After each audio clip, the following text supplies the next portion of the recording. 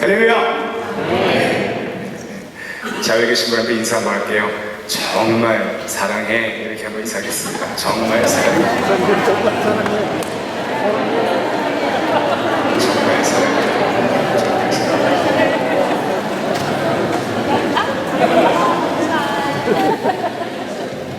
진짜 사랑한다니까.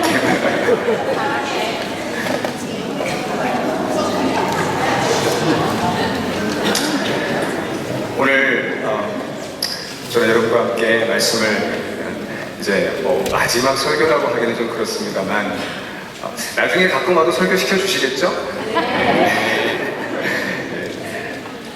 그래도 이렇게 정식적으로는 마지막 말씀을 나누는 것 같은데 무슨 말씀을 나눌까 사실 고민이 많이 되더라고요. 솔직하게. 그래서 더 말씀을 더 잘 전하고 싶다라는 생각이 드는데 그게 바로 인간의 욕심 같아요. 그래서 마음속에 제가 그냥 하나님 앞에서 어떤 마음으로 살면 좋을까라는 그 마음은 오늘 우리 성도들의 마음과도 똑같겠다 생각이 들어서 오늘은 세 가지 우리 성도님들이 또 우리 몸된 교회가 그리고 제가 어느 곳에 있든지 꼭 기억해야 할 세 가지를 좀 가지고 와봤어요.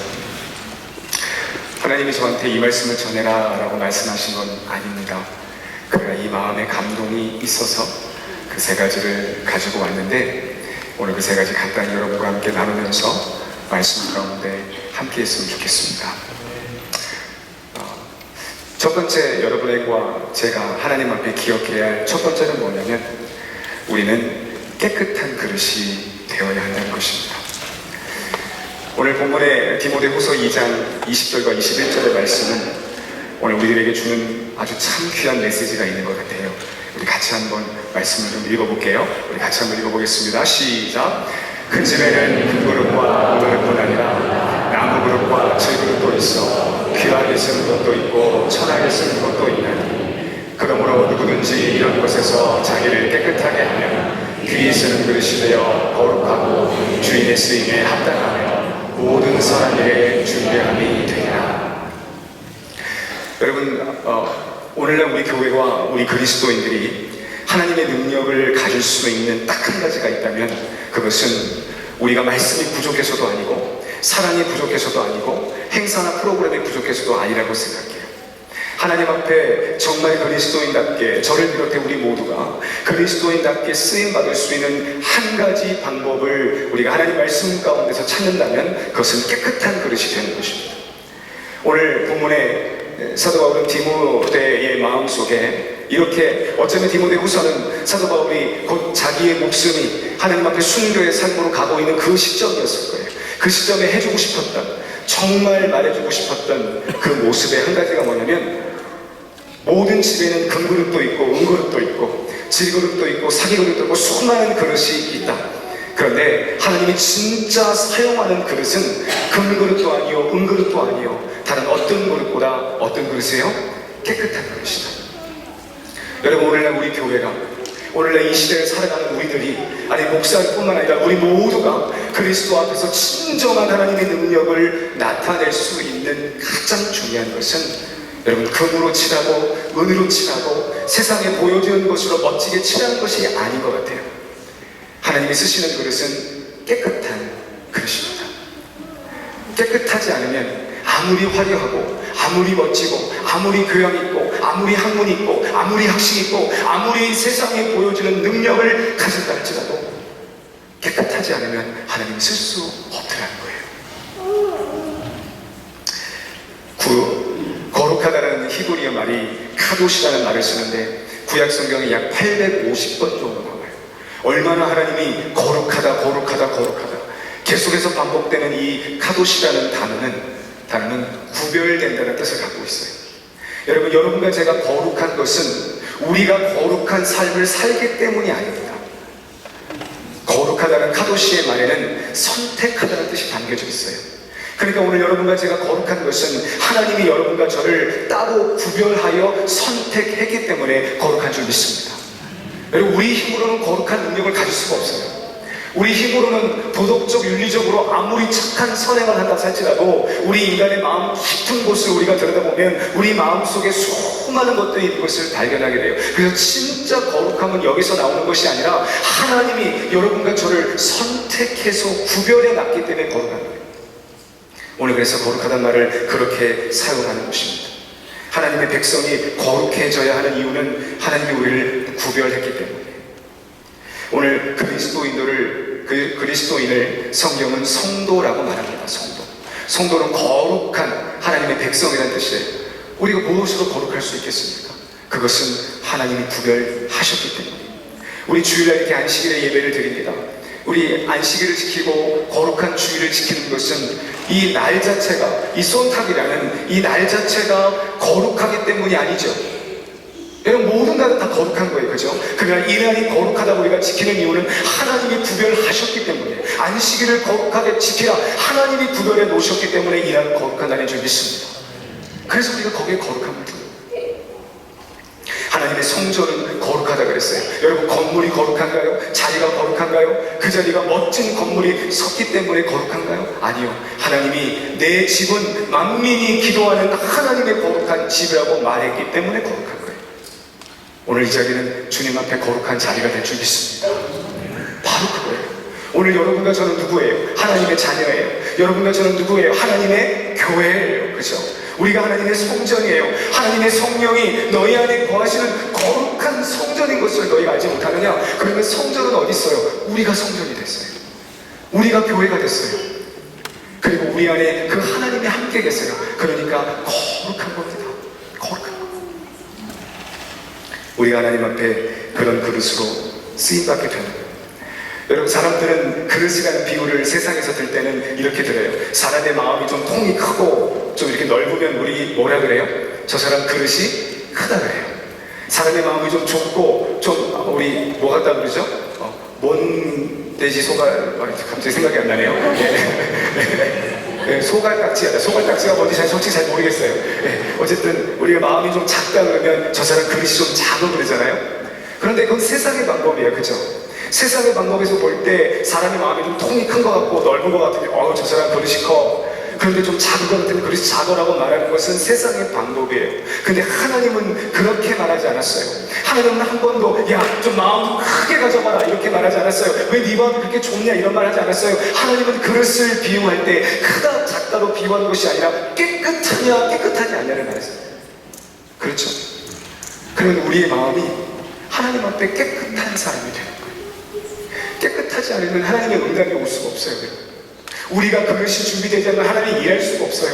아무리 외치고 아무리 간구하고 아무리 금식하고 아무리 외쳐도 우리의 마음이 하나님 보시기에 깨끗하지 않으면 쓰임받을 수가 없는 거예요. 여러분, 그렇잖아요. 아무리 그릇이 아름답고 화려하면 뭐예요? 그게 지저분해 있으면 그것을 가지고 손님상에 가져갈 수 없는 거예요. 씻어야 되는 거죠. 그래서 우리를 오로지 깨끗하게 할 수 있는 것은 예수의 피밖에 없음을 고백합니다. 예수의 피예요. 예수의 피.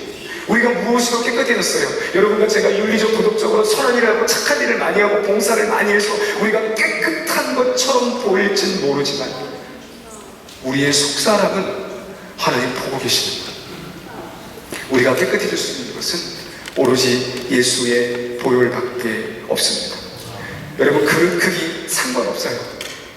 보세요. 그릇 크기 상관없어요. 그릇 재질 상관없어요.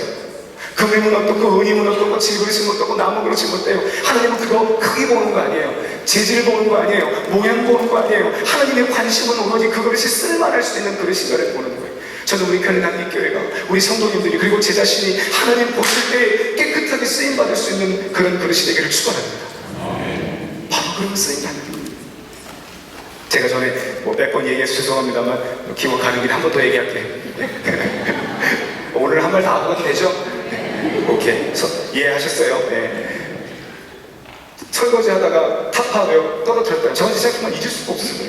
떨어진 타파웨어가 떨어졌다. 네. 안에 눈치를 본 게 아니라 그릇이 깨질까봐 혹시라도 설거지가 미끄러서 떨어졌어요. 떨어졌는데 이게 탕탕탕 치더니 얼마나 튼튼한지 그냥 바닥에서 탕탕탕 뛰어도 아무렇지도 않게 있더라고요. 다시 그릇을 주워다가 설거지를 하면서 제 마음에 문득 이런 생각이 들었어요. 하나님, 저도 이런 그릇 되게 해주세요. 이런 그릇. 깨끗이 닦아서 저기다 던져버려도 가서 마음껏 일할 수 있는 그릇, 여기 던져도 일할 수 있는 그릇, 주인이 누가 왔을 때 쉽게 손을 잡아서 끄집어낼 수 있는 그릇. 근데 하나님이 그릇을 쓰고 싶은데 그릇이 너무너무 까칠해요. 그래서 하나님 쓸 때 허락받아야 돼요. 내가 너 좀 써도 되겠니? 아, 조금만 기다려보세요. 제가 아직 나갈 때가 아닌 것 같아요. 여러분, 이러면 하나님이 쓸 수가 없잖아요. 재밌는 표현이에요. 제가 그 그릇을 땄다가 느꼈어요. 하나님, 아무 때나 편할 때나 주님이 원하실 때 딱 잡아 쓸 수 있는 그릇이 되게 해주세요. 여러분, 그런 우리 교회가 돼야 됩니다. 그렇죠? 하나님이 쓰고 싶을 때, 오늘 독일을 위해서, 우리 유럽을 위해서, 우리 이 패들을 위해서 내가 누구를 좀 쓸까라고 할 때 하나님 우리 준비되어 있잖아요. 언제든지 쓰세요라고 말해야 되는데, 쓸 때마다 하나님이 와서 허락받아야 되고 부탁해야 되고 설득해야 된다면 하나님 어떻게 쓰겠어요? 바로 저도 마찬가지예요. 용도가 이거 좀 할래? 아우, 제가 하나님 뭐 이게 있고 저게 있고, 그래 알았다. 우리 하나님들 기다려. 이런 부모의 마음이 그런 것 같아요. 그죠? 자식한테 이거 좀 해라 그러면 다시 이 핑계 저 핑계 되면 알았어 하고 그냥 적지만 마음이 속상하다. 하나님 앞에 쓰임받을 수 있는 그릇은 깨끗한 그릇으로 준비되고, 그 탑밥을 같이 주인의 손에 아무 때나 쓸 수 있는 그런 그릇 되기를 간절히 소망합니다. 그래서 주님이 말씀하시면 예스 예 주님, 언제든지 써주세요. 마음껏 써주세요. 이 육체는 완전히 거덜나더라도 우리의 속사람이 하나님을 찾을 수 있다면 마음껏 써주세요. 여러분 기억하십시오. 우리 육신은 언젠가 땅으로 들어갈 흙이에요. 흙. 이 육신은 나이가 들면 들수록, 죄송해요 연세 계신 분들, 점점 좀 쇠약해져 가요. 그죠? 근데 이 육신이요, 하나님 앞에 이 육신은 나약해지고 이 육신은 정말 힘들어질 수 있어요. 그러나 우리의 영혼이 하나님 앞에 깨끗한 모습으로 될 때 하나님은 어느 것에 가든지 사용할 수 있게 되는 것입니다. 여러분, 육신을 위해서 너무 많이 꾸미지 마세요. 육신을 위해서 썩어질 것을 위해서 너무 많이 채우지 마세요. 우리의 영혼의 것이, 우리의 영혼의 심령이 하나님께 채워질 때 우리는 마음과 쓰임받는 도구가 되는 것입니다. 바로 그런 교회가 됐으면 좋겠습니다. 절대 안 쓰는 그릇은 더러운 그릇입니다. 요한계시록 2장 23절에 보면 두아디아 교회를 예수님이 말씀하시면서 이렇게 그 교회를 설명했어요.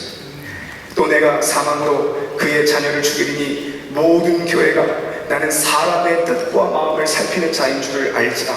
내가 너희 각 사람의 행위대로 갚아주리라. 두아디아 교회를 바라보는 예수님이 불꽃 같은 눈동자로 내가 너희 교회를 보고 있다고 했어요.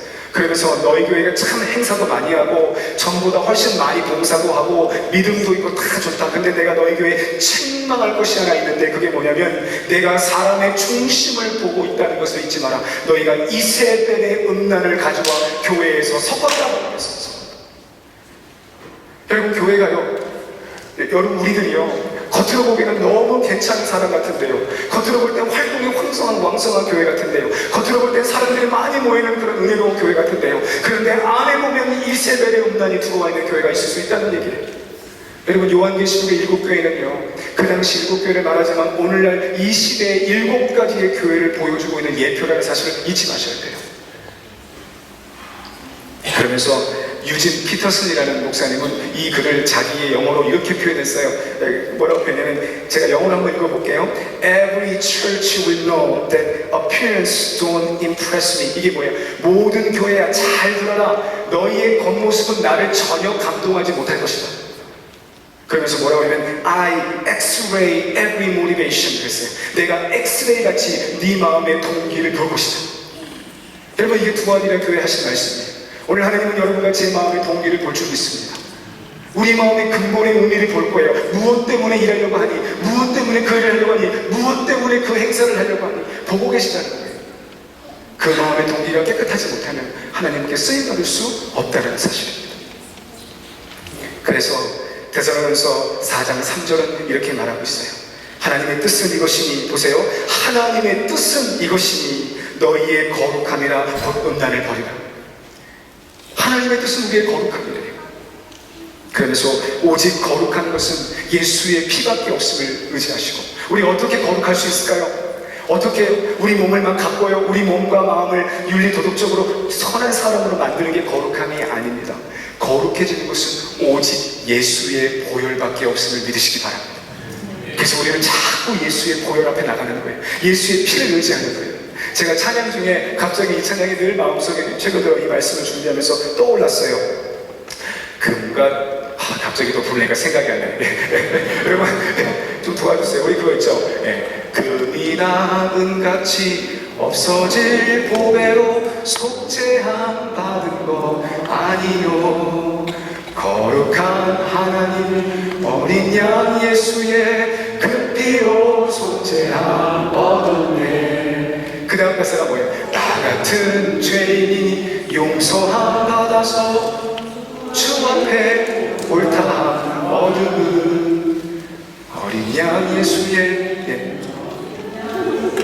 그 피로 속죄함 얻었네. 속죄함 그 피로 내 죄를 속했네. 할렐루야 소리를 합하여 함께 찬송하세.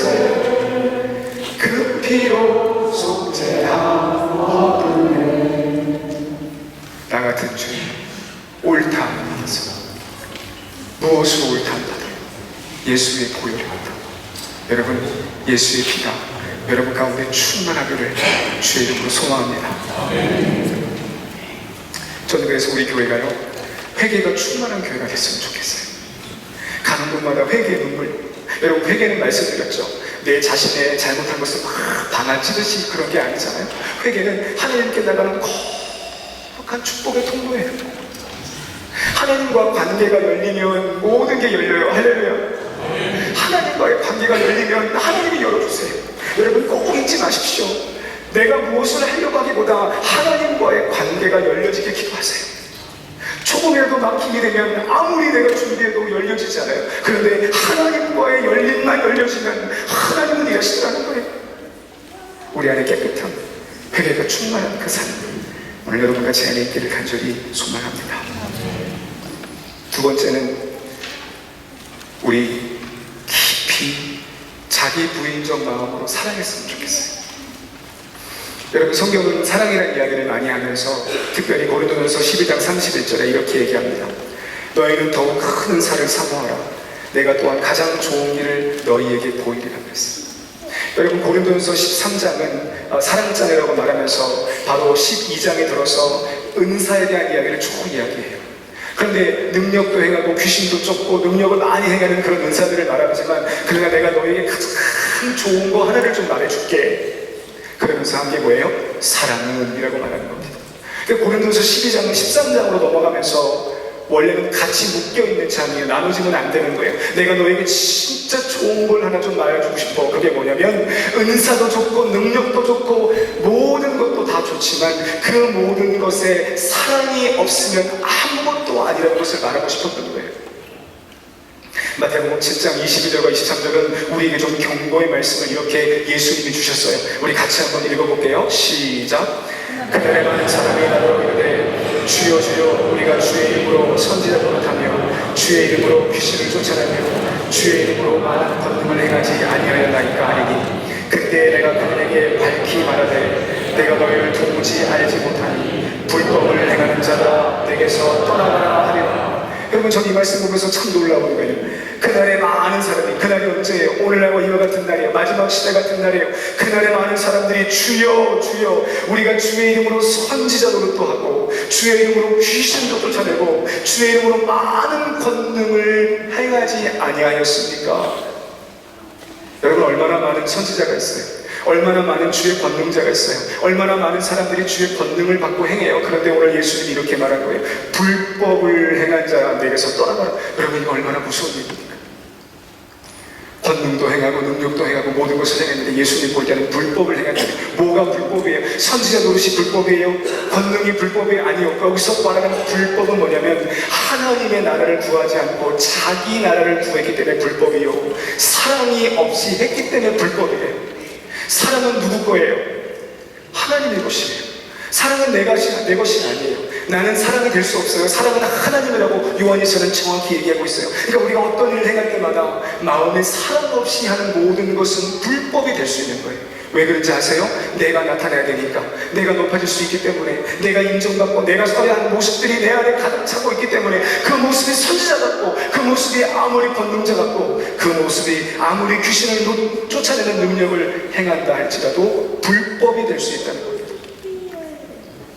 하나님의 사랑을 가장 잘 표현해주고 있는 것은 십자가예요. 그죠? 예수님이 십자가에서 우리의 죄를 지셨던 그 사랑은 단순히 고통을 받으셨다는 정도로 끝나는 십자가 아닙니다. 여러분, 예수님이 십자가를 지시는 그 십자가는 뭐라 그랬어요? 십자가는 내가 질 필요 없는 것을 지는 게 십자가라 그랬어요. 맞죠? 여러분, 내가 잘못하고 그 대가를 받는 건 십자가 아닙니다. 그러니까 여러분요, 사랑하지 못하고 미움 때문에, 혹시 어려움 때문에 여러분 뭐 남편이나 아내나 자녀나 나를 괴롭게 하는 사람이 여러분 십자가 아니에요? 대답이 없으세요? 네. 여러분, 절대 어디 가셔서 내 남편이 십자가야, 내 아내가 십자가야, 그런 말 하시면 안 돼요. 하나님은 여러분에게 남편을 아내를 십자가로 준 적이 없으세요. 저희 어머님이 늘 그러셨다 그랬죠. 제가 이런 얘기 많이 하면 안 되는데 니엘이가 내 십자가다, 니엘이가 내 십자가다. 제가 하도 들어가지고 전 아버지가 십자가인 줄 알았어요. 근데 성경을 가만히 보니까 십자가는 내가 질 필요 없는 것을 내가 지는 게 십자가더라고요. 다른 사람의 눈물인데 내가 모르게 십자가예요. 다른 사람이 고통스러운데 내가 같이 고통하는 게 십자가예요. 다른 사람이 힘든데 내가 힘든 마음을 가지는 게 십자가예요. 그죠? 예수님은 죄가 없으신 분이신데 우리를 위해 그 죄를 다 받았으니까 십자가예요. 그게 오늘 우리 쾌는 한빛교회와 여러분과 제가요, 어디 가서 우리가 좀 높아지는 자리가 있거든. 빨리 도망가시고요. 예수님이 높아지는 자리, 희생되는 자리, 내가 조금만 섬길 수 있는 자리가 있거든. 거기에 빨리 들어가세요. 거기에 십자가 능력이 나타날 줄 믿습니다. 이게 십자가예요. 십자가. 사랑이 빠져있기 때문에 그 십자가를 놓치는 것. 요한일서 4장 7절과 8절은 이렇게 말하고 있어요. 사랑하는 자들아, 우리가 서로 사랑하자. 사랑은 하나님께 속한 것이니, 사랑은 하나님께 속한 것이니, 사랑하는 자마다 하나님으로부터 나서 하나님을 알고 사랑하지 아니하는 자는 하나님을 알지 못하나니 이는 하나님은 사랑이십니다. 그러므로 나의 뜻을 이루고 내 것을 보여주는 모습이 될 때 우리 그때 꼭 기억하셔야 돼요. 마귀가 역사하는구나. 마귀가 자꾸 하나님의 십자가의 사랑을 가리우는구나. 그래서 자꾸 우리가 드러나게 하는구나. 아니요, 오로지 예수님만 드러나요. 그래서 우리 누가복음 9장 23절, 우리 성도님들이 가장 부담스러워 하시지만 진리를 말해주는 그 구절이 하나 있어요. 우리 같이 한번 읽어볼게요. 같이 한번 읽겠습니다. 시작. 우리에게 이르되 아무든지 나를 따르거든 자기를 부인하고 지고 나를 따를 것이니, 또 우리에게 이르시되 아무든지 나를 따르거든 자기를 부인하고 십자가를 지고 따를 것입니다. 그러므로 십자가는 자기를 부인하는 자리였어요. 여러분, 우리가 부인되는 것을 기뻐하는 자가 되기를 축원합니다. 참 쉽지 않아요, 솔직히. 그런데 내 마음 얘기하고 싶고 내 것을 하고 싶지만 자꾸 숨기는 거죠. 그냥 내려놓는 거예요. 내가 자꾸 나타나는 거 내려놓고 내 마음속에 있는 의도, 막 불뚝불뚝 올라오는 내 마음의 의를 좀 내려놓고 좀 희생하고 하나님께 나아가는 모습이 될 때 진정한 십자가가 옵니다. 고린도전서 13장에 그래서 예수님은 이렇게, 고린도 교회 사도 바울은, 죄송합니다, 사도 바울이 이렇게 표현해 주는 거예요. 사랑은 오래 참고, 맞죠? 여러분, 오래 참는다는 말은 막 겨루는 마음이 아니라 그랬어요. 사랑은 오래 참다, 참자. 여러분, 이게 사랑 아닙니다. 이거는 겨루는 거죠. 네. 그러고 나서 나중에 딱 오면 어떻게 돼요? 빵 터지잖아요. 내가 기다릴 만큼 기다렸어. 내가 참을 만큼 참았어. 이건 사랑 아니죠. 사랑은 오래 참는다는 이 말의 뜻은 뭐예요? 사랑은 마음을 잃어버리지 않는다는 뜻이에요. 마음을 잃어버리지 않는다. 사랑은 온유하며, 온유하다는 것은 좋은 것을 주는 것이에요. 사랑은 시기하지 않는 거예요. 여러분, 시기하고 질투는 다르다고 그랬어요. 기억나세요? 시기는 뭐예요? 시기는 내 것이 아닌데 남이 갖고 있는 걸 보고 갖고 싶어하는 마음이 시기의 마음이에요. 그렇죠? 네. 근데 질투는 뭐예요? 질투 안 해보셨어요? 네. 하나님은 질투라고 그랬잖아요. 하나님은 질투의 하나님. 질투는 뭐예요? 내 것인데 다른 사람이 갖고 막 즐거워하면 그거 질투하는 거예요. 여러분, 질투하시기를 축원합니다. 왜 아멘을 안 하세요? 여러분, 질투해야 돼요. 시기는 하지 마세요. 시기는. 성경은 뭐라고 말해요? 질투하라, 질투. 하나님은 질투의 하나님이야. 너는 내 것인데 왜 세상에 가 있어? 왜 세상 것처럼 살아? 내가 질투하는 거예요. 하나님은 질투하는 하나님이에요. 그래서 여러분과 제가 마음을 세상으로 돌리고 하나님을 사랑하지 않고 세상을 사랑하는 마음으로 돌릴 때마다 하나님은 여러분과 저를 끌어당기시는 겁니다. 이게 질투의 하나님이에요. 그러나 우리 하나님은 시기하지 않으세요. 여러분, 우리 교회에 시기가 아니라 질투가 충만해지기를 소원합니다. 사랑은 자랑하지 않는다 그랬어요. 사랑은 교만히 행하지 않는다 그랬어요. 사랑은 무례히 행치 않는다 그랬어요. 무례히 행한다는 말은 다른 사람의 감정을 무시하지 않는다는 뜻이에요. 사랑은 다른 사람의 마음을 무시하지 않아요. 하나님은 여러분과 제 마음을 무시하지 않아요. 오늘 이 모습 속에 진정한 사랑 여러분과 제 안에 있기를 소망합니다. 고린도전서 13장 13절에 우리 이 말씀이 있어요. 그런즉 믿음, 소망, 사랑 이 세 가지는 항상 있을 것인데 그 중에 제일은 사랑이다. 그러면 믿음도 필요 없고 소망도 필요 없다는 얘기가 아니에요. 이 말씀은 제가 볼 때 그런 말씀이에요. 하나님 나라에 올라가면 믿음은 없어도 돼요. 여러분, 이제는 하나님 나라에 믿음 가질 필요 없어요. 하나님 나라에는 소망 안 가지셔도 돼요. 이미 주와 함께 계시잖아요. 그죠? 믿음과 소망은 어디서 갖는 거예요? 이 땅에서 갖는 거예요. 그죠? 이 땅에서. 근데 하나님 나라에 올라가면 믿음과 소망도 있지만 가장 있을 만한 한 가지가 있대요. 그게 뭐예요? 사랑이에요. 하나님의 나라에는 사랑만 있을 거예요. 믿음, 소망이 없다는 게 아니에요. 믿음, 소망은 이 땅에서 필요한 거예요. 근데 하나님 나라에는 사랑만으로 가득하게 될 줄 믿습니다. 마지막 세 번째는 심령이 가난함을 놓치지 마십시오. 마태복음 5장 3절에 심령이 가난한 자는 복이 있나니 천국이 그들의 것이며, 제가 이 설교는 저희 교회 처음 왔을 때 했던 기억이 나요. 여러분, 한 가지만 더 간증드리면, 그냥 저의 간증으로만 듣지 마시고요. 미국에서 기도하고 싶을 때 좀 답답한 마음이 있어서 기도 처소를 찾다가 찾은 것이 옷장이라고 그랬잖아요. 옷장에 들어가서 기도하는데 옷장은 옷이 많으니까 소리를 질러도 다 방음이 되더라고요. 야, 이만한 골방이 없구나. 그래서 옷장에 들어가서 기도하는 어느 날에 하나님이 저를 정말 가까이 만나주신 적이 있었어요. 저는 그날을 잊지를 못해요. 제 인생 가운데요, 하나님이 몇 번 이렇게 만나주셨는데요, 저도 매일매일 주님 그렇게 가까이 만나는 거 아닙니다. 여러분, 오해하지 마세요. 저도 어떨 때는 주님 계시나 막 답답할 때도 있고 힘들 때도 많아요. 근데 한 번씩 하나님이 이렇게 크게 한번 만나주신 때가 있어요. 그때 그 은혜가 너무 감동이 돼서 하나님께 막 기도하는 중에 저도 모르게 문득 제가 이런 생각이 났어요. 하나님, 이 은혜를 좀 잃어버리지 않고 계속 좀 갖고 싶은데 어떻게 하면 좋아요? 라는 마음이 있는데 주님이 제 마음속에 이렇게 분명히 대답해 주시더라고요.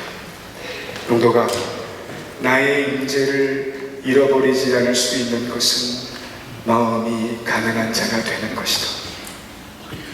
저는 마음이 가난한 게 무슨 의미인지 잘 몰랐어요. 그냥 막 가난하면 되는가? 그냥 이렇게 막 그러면 되는 것인가? 솔직히 그랬어요. 하나님 마음이 가난한 게 무엇입니까? 그런데 예수님이 산상수훈에서 제자들을 불러놓고 제일 먼저 하신 얘기가, 심령이 가난한 자가 복이 있나니 천국이 너희 것이 될 거다. 마음이 가난하다는 단어를 푼테코스라는 헬라어를 찾아보니까 내 스스로 구원할 힘이 없다는 뜻이에요. 내 스스로 일을 해결할 힘이 없다. 이게 가난함이에요. 그러니까 가난하다는 얘기는 뭐예요? 우리가 자꾸 하나님을 의지하는 거죠. 하나님, 내 힘으로 할 수 있지만 하나님 도와주세요. 하나님 함께 해주세요. 하나님, 내가 정말 공고합니다. 내가 힘듭니다. 내가 어렵습니다. 하나님 도와주시지 않으면 나는 할 수 없다는 고백을 드릴 때 우리는 가난해지는 줄 믿으시기 바랍니다. 이 가난함이 있을 때 하나님의 나라가 너희 가운데 함께한다는 얘기는 하나님의 통치가 너희 가운데 함께 있는다는 거예요. 오늘 우리 평안한빛 교회와 저희 삶과 여러분의 삶에 하나님의 통치가 늘 함께하기를 주의 이름으로 축원합니다. 그래서요, 가난한 마음을 잊지 않으셨으면 좋겠어요. 제가 가난함을 배운 게 K-POP 보다가 배웠다고 그랬잖아요. K-POP 진짜 그 한 여자 아이를 저는 잊을 수가 없어요. 진짜 저희 드라마 K-POP 보고 감동받는 걸 처음 해요. 떨어져 있는 그 한 학생 노래 열심히 불렀는데 마지막 경선에 떨어져가지고 이제 가야 되는데 심사관이 누구인지 모르겠습니다. 4명 정도 이렇게 앉아가지고 참 고생 많았는데 마지막 하고 싶은 말 있으면 한번 해봐요. 그랬더니 그 여자가 저요 손들고 저 노래 한 번만 더 부르게 해주세요. 그러는 거예요. 그 신사람들이 당황해가지고 이렇게 쳐다보더니 그래요 한 번 더 하세요. 노래를 불렀어요. 근데 그 여자분이 젊은 우리 학생이죠. 이렇게 얘기하더라고요. 아까 노래 부를 때는 어떻게든 되고 싶은 마음 때문에 불렀는데 지금은 제가 지금까지 연습하고 노력한 거 좀 마음껏 불러보고 싶었어요. 그래서 불렀어요. 근데 심사관들이 딱 보더니 우리가 한 번도 그런 적이 없는데 당신을 붙여주기로 했습니다. 그러는 거예요. 제가 그거 보면서 진짜 감동되는 눈물이 나더라고요. 뭐냐면 심령이 가난한 게 그 모습 같았어요. 여러분, 하나님 앞에 하나님 저 한마디 하고 싶은 게 있어요. 저 진짜 하고 싶은 말 하나 있어요. 하나님, 나를 좀 도와주세요. 여러분, 이게 가난한 마음이에요. 오늘 우리들의 마음속에 가난함이 없어졌어요. 하나님을 향해 간절한 마음이, 하나님을 향해 간구하는 마음이 점점 사라져요. 그러나 가난함을 가지고 있을 때 하나님은 역사하게 될 줄 믿습니다. 시편 40편에 나는 가난하고 궁핍하오며 주께서는 나를 생각하시오니 주는 나의 도움이시오 나를 건지시는이시라. 나의 하나님이여 지체하지 마소서. 나는 가난하고 궁핍함을 언제나 고백할 수 있는 여러분과 제가 되길 주의 이름으로 축원합니다. 사랑하는 여러분, 세 가지 우리 마음에 꼭 새겨주셨으면 좋겠고, 제 자신도 어디를 가든지 이 세 가지 가지고 가겠습니다. 첫 번째는 깨끗한 그릇이 되어야 합니다. 언제나 주님이 하나님의 응답은 거룩한 것이기 때문에 거룩하지 못하면 하나님이 역사할 수가 없어요. 두 번째는 언제나 자기를 부인할 수 있는 신앙의 사람을 가져야 합니다. 그리고 세 번째는 늘 하나님 앞에 가난한 자가 되시기를 주의 이름으로 축원합니다. 그럼 우리 무릎 꿇어요. 무릎 꿇고 아버지 앞에 구하는 아버지 앞에 도와달라고 기도하는 것처럼 아름다운 기도는 없어요. 회개하는 눈물처럼 아름다운 기도는 없어요. 깨끗한 자가 되려고 노력하는 모습처럼 아름다운 모습은 없습니다. 오늘 우리 교회 안에 여러분과 저희 안에 이 모습이 있기를 원하고요. 민수기 4장 24절 마지막에 내 하나님이 여호와는 수메라는 불이요 질투하시는 하나님이라 그랬어요. 이런 놀라운 역사가, 그 질투하신 하나님의 역사가 우리 교회와 저희 삶에 충만히 있기를 주의 이름으로 축원합니다. 할렐루야. 이 세 가지의 모습을 담아 우리 주님이 사실은 보여준 가장 아름다운 것이 성찬의 모습이었어요. 그리고 십자가의 모습이었습니다. 오늘 여러분과 함께 저는 성찬으로 함께 좀 하고 싶어요. 예수님이 떡을 떼서 주시면서 사람들은 배가 부르니까 나를 따라오지만 나는 너에게 줄 수 있는 것은 내 몸인 생명의 떡밖에 없다고 요한복음 6장에 말씀하고 계세요. 생명의 떡입니다. 오늘 우리는 그 떡을 먹은 자는 내가 너에게 다른 것을 줄 수 없지만 나의 피를 마시라, 너를 깨끗게 하는 피라고 했어요. 오늘 이 성찬이 여러분과 저를 다시 한번 회복해내는 귀한 성찬의 예식이 되기를 주의 이름으로 축원합니다. 우리 장로님들 앞으로 좀